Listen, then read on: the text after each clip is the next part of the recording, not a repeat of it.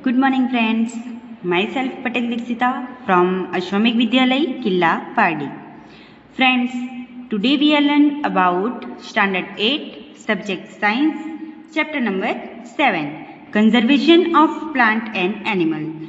So, friends, in this unit we are learn about conservation of some plants and animals and deforestation. So, what is deforestation? And what is consequence of deforestation. Then we learn about conservation of forest and wildlife. In this topic we are learn about wildlife sanctuary, national park and biosphere reserve. So we discuss about Panchmahari biosphere region and flora and fauna and endemic species. Some species are endemic like giant squirrel, wild mango, and some animals are in endemic species. In the last lecture we are learn about wildlife sanctuary and national park. So today we are learn about the next topic. It is Red Data Book. So what is Red Data Book? Let's start. Professor Ahmed explained about Red Data Book to the children. He tells them that Red Data Book is the source book which keep a record of all the endangered animal and plants. So जैसे हमने discuss किया था कि बहुत सारी ऐसी species है animals की एंड प्लांट्स की जो कि अभी डेंजरस है, ओके, जो कि एंडेंजर्स है, मीन्स उनकी जो स्पेसीज है वो अभी खत्म होने वाली है, मीन्स उनके अमाउंट, उनकी संख्या बहुत ही कम रह गई है, लाइक टाइगर, ओके. सो टाइगर एंडेंजर है बिकॉज टाइगर की जो स्पेसीज है, सम स्पेसीज के टाइगर्स बहुत ही कम रह गई है एंड उनको नेशनल पार्क में या फिर वाइल्ड लाइफ सेंचुरी में क्या किया गया है, प्रोटेक्शन में रखा गया है. सो ये सारे जो एंडेंजरस स्पेसीज है तो उनका रिकॉर्ड किस में रखा गया है, रेड डेटा बुक में, okay. Red data book is maintain internationally by an organisation. India also maintains red data book for plants and animals found in India. So हमारे यहाँ भी ऐसे बहुत सारे एनिमल्स एंड प्लांट्स हैं जो कि एंडेंजर्स है. जैसे मैंने आपको टाइगर का एग्जांपल दिया तो वो भी एंडेंजर्स में है क्योंकि उनकी बहुत सारी स्पेसीज जो है वो अभी उनका अमाउंट, उनकी संख्या बहुत ही कम रह गई है, उनके नंबर्स बहुत ही कम रह गए हैं. एंड सम प्लांट्स, ओके, बहुत सारे ऐसे प्लांट्स भी है जो कि जंगल में होते थे एंड डिफॉरेस्टेशन की वजह से उनके जो नंबर्स है वो भी बहुत कम हो गए हैं. सो प्लांट्स एंड एनिमल्स को कहाँ पे रखा गया है, नेशनल पार्क में या फिर वाइल्ड लाइफ सेंचुरी में रखा गया है, okay. So clear that red data book कौन सा है, जो भी स्पेसीज इंडेंजर्स है तो वो एनिमल्स एंड प्लांट्स का रिकॉर्ड रखती है, तो उस बुक को क्या बोलते हैं, red data book. Clear that. So short question में पूछा जा सकता है. Then next topic is migration. So friends, आप सभी जानते हो माइग्रेशन क्या है. सपोज आप एक स्कूल में से दूसरी स्कूल में ट्रांसफर ले रहे हो, ओके, तो आपको एक माइग्रेशन सर्टी दिया जाता है कि जहाँ से एक यूनिवर्सिटी से दूसरी यूनिवर्सिटी में जाते हो तो वो क्या है, आपका माइग्रेशन है, ओके, एक जगह से दूसरी जगह जाना. तो उसी तरह से प्लांट्स एंड एनिमल्स में भी होता है कि सपोज हमारे यहाँ कोई एनिमल नहीं है, कोई एनिमल हमारे यहाँ का नहीं है, दूसरी जगह से उसे यहाँ पे लाया गया है, तो वो क्या है, migration. Clear that. The excursion party then enter deeper into the forest under the guidance of Madhavji.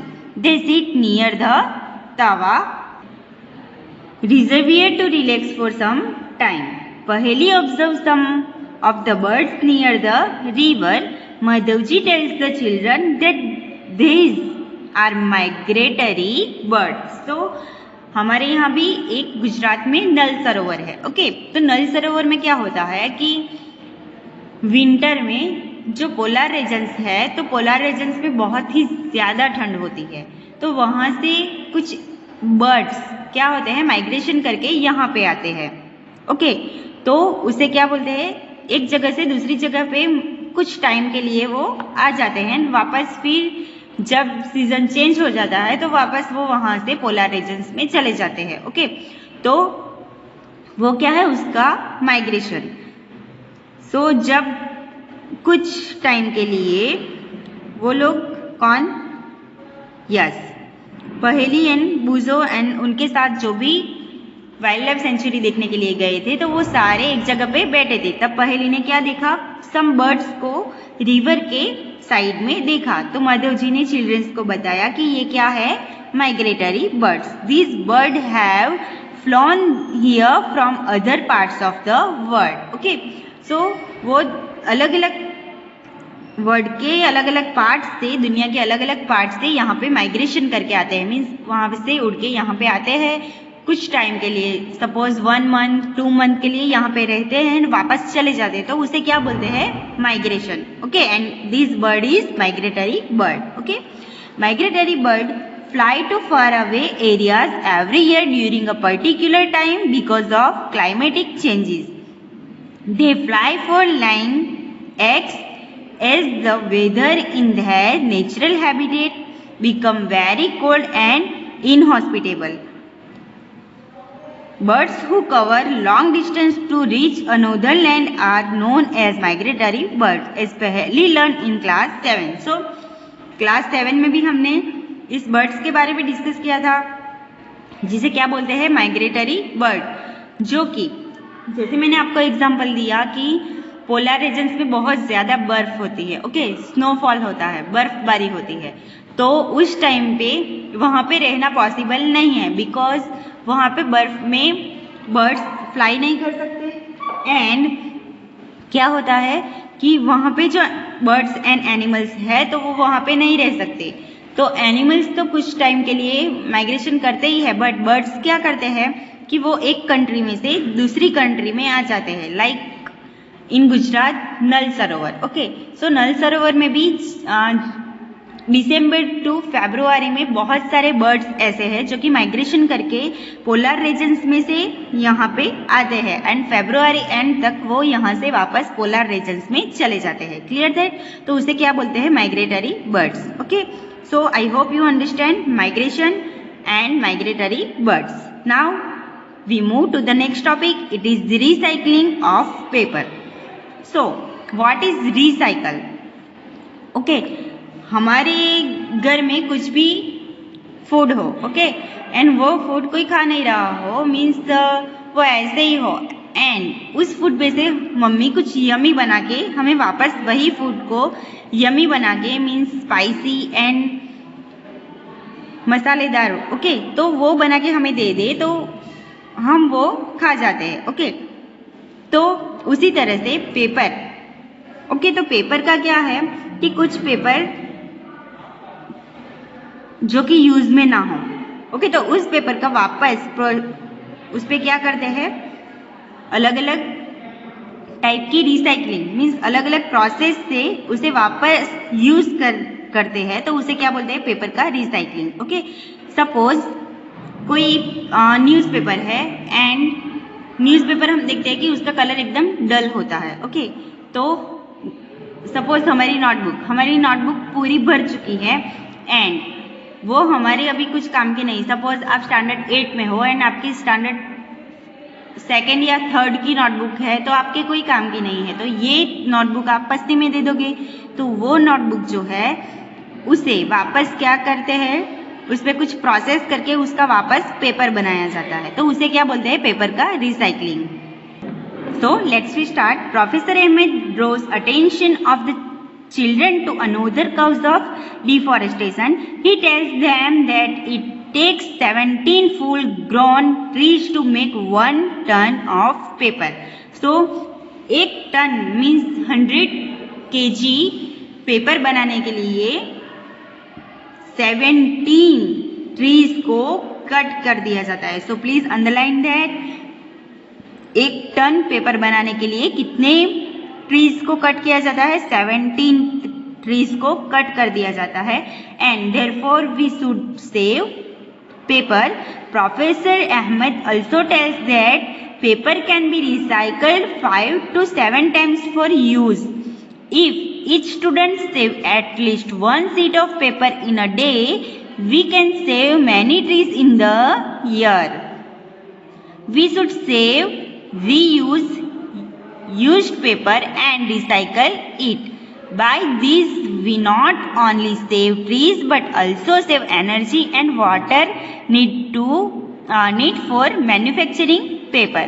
Moreover, the amount of harmful chemicals used in paper making will also be reduced. So, 1 ton paper बनाने के लिए 17 trees को cut कर दिया जाता है। सो अगर हम पूरे दिन में एटलीस्ट 1 पेपर भी अगर बचाएंगे तो हम साल में बहुत सारे ट्रीज को कट होने से बचा सकते हैं। एंड अगर ट्रीज को कट नहीं करना पड़े तो ये जो डिफॉरेस्टेशन हो रहा है, मीन्स पेपर बनाने के लिए पेपर मिल्स वाले जो ट्रीज को कट कर रहे हैं, तो वो डिफॉरेस्टेशन नहीं होगा, ट्रीज को नहीं काटना पड़ेगा। एंड उसकी वजह से जो ट्रीज कट हो रहे हैं तो वो क्या हो जाएंगे? बच जाएंगे। तो इसी तरह से हम ट्री को कट होने से बचा सकते हैं। एंड पेपर बनाने के लिए जो फैक्ट्रीज लगी है तो उस फैक्ट्री में जो एनर्जी एंड वाटर यूज होता है तो हम उसे भी बचा सकते हैं। बिकॉज अगर हम पेपर सेव करेंगे, ज़्यादा यूज नहीं करेंगे तो पेपर ज़्यादा बनेंगे नहीं। एंड उसी वजह से जो वाटर एंड एनर्जी वेस्ट होती है तो उसे हम बचा सकते हैं। पेपर बनाने के टाइम जो हार्मफुल केमिकल्स कंपनी में से रिड्यूस होते हैं तो हम उसे भी क्या कर सकते हैं? रिड्यूस होने से बचा सकते हैं। Is there any permanent solution to the problem of deforestation? क्या डिफॉरेस्टेशन का परमानेंट सॉल्यूशन पॉसिबल है? बुजो ये थिंक करता है। ओके, सो चलिए हम देखते हैं कि डिफॉरेस्टेशन का क्या सॉल्यूशन है। So it is reforestation. Okay, means अगर हम फॉरेस्ट को कट करके डिफॉरेस्टेशन कर सकते हैं तो हम दूसरे प्लांट्स ग्रो करके, ओके, दूसरे प्लांट्स को ग्रो करके रिफॉरेस्टेशन भी कर सकते हैं। लाइक अगर हम साल में 2 या 3 भी पेड़ हमारे घर के आसपास लगाएंगे तो ये भी एक रिफॉरेस्टेशन का ही हिस्सा होगा। So let's we start and move to the next topic. It is reforestation. Professor Ahmed suggests that the answer to deforestation is reforestation. Means हम अगर ट्रीज को कट होने से बचा नहीं सकते, मीन्स डिफॉरेस्टेशन को हम अटका नहीं सकते, हम उस पर बैन नहीं लगा सकते, तो रिफॉरेस्टेशन तो कर ही सकते हैं। Reforestation is restocking of the destroyed forest by planting new trees. Means हम जहाँ पे ट्रीज नहीं है तो उस लैंड पे हम प्लांटेशन कर सकते हैं। मीन्स न्यू ट्री के लिए हम पौधे लगा सकते हैं। The planted trees should generally be of the same species which were found in that forest. We should plant at least as many trees as we cut. So जैसे कि forest में जो जो प्लांट्स है, ओके, तो वो plant deforestation में cut हो जाते हैं। ओके, तो उस प्लांट जो कट हो रहे हैं तो उस प्लांट के उसी स्पेसीज को हम वापस, जो प्लांट कट कर दिए गए हैं तो वहाँ पे हम उसी स्पेसीज के प्लांटेशन कर देंगे। ओके, प्लांट तो वहीं पे प्लांट लगाने से क्या हो जाएगा? Reforestation. Okay, reforestation can take place naturally also if the destroyed area is left undisturbed. It re-stabilized itself. In natural deforestation there is no role of human beings. We have already caused tremendous damage to our forest. If we have retain our green wealth for future generation, plantation of more trees is the only option. So हमारे पास deforestation का एक ही option है, it is reforestation, means plantation of more trees. Okay, so अगर हम plant को cut कर सकते हैं तो उसकी जगह दूसरे प्लांटेशन भी कर सकते हैं. तो हमारे पास एक ही ऑप्शन है. Okay, professor Ahmed told them that India we have the forest. Okay, forest act means forest act हमारे यहाँ बनाया गया है, एक लॉ बनाया गया है. This act is aimed at preservation and conservation of natural forest and meeting the basic need of the people living in और नियर द फॉरेस्ट. सो अगर फॉरेस्ट का डिफॉरेस्टेशन हो जाए तो वहाँ के जो लोग हैं जो कि फॉरेस्ट पे डिपेंडेंट है, तो वो लोग का लिवलीहुड उनसे छीन जाएगा. ओके, लाइक सम पीपल है जो कि आयुर्वेद, ओके, सो वो फॉरेस्ट से आयुर्वेदिक प्लांट्स लाके उनकी आयुर्वेदिक दवाइयाँ बनाते हैं. ओके, तो उनका लिवलीहुड उन पे ही चलता है. बट डिफॉरेस्टेशन से क्या होता है कि सारे प्लांट्स कट कर दिए जाते हैं, वहाँ पे फॉरेस्ट ही नहीं रहता, तो उनका लिवलीहुड उनसे छीन जाएगा. तो इसीलिए कुछ एक्ट्स बनाए गए हैं हमारे यहाँ जो कि फॉरेस्ट से रिलेटेड है. After some rest Madhav ji asked the children to start heading back because it is not advisable to stay in the jungle after sunset. On getting back professor Ahmad and the children thank Madhav ji for guiding them through this exciting experience. So sunset के बाद वो जो wild life sanctuary है या फिर वो area है, national park है, तो वहाँ पे सनसेट के बाद अलाउड नहीं है, वहाँ पे शेयर करना अलाउड नहीं है. तो इसीलिए माधव जी क्या बोलते हैं उनको, कम बैक. ओके, मीन्स वापस जाने के लिए बोलते हैं.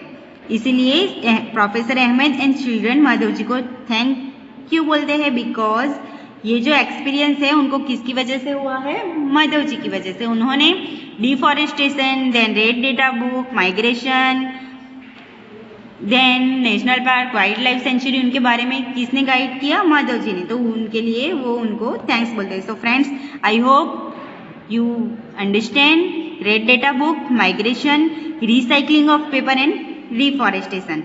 With this topic, our unit number 7, conservation of plant and animal, is finished, and I hope you understand that.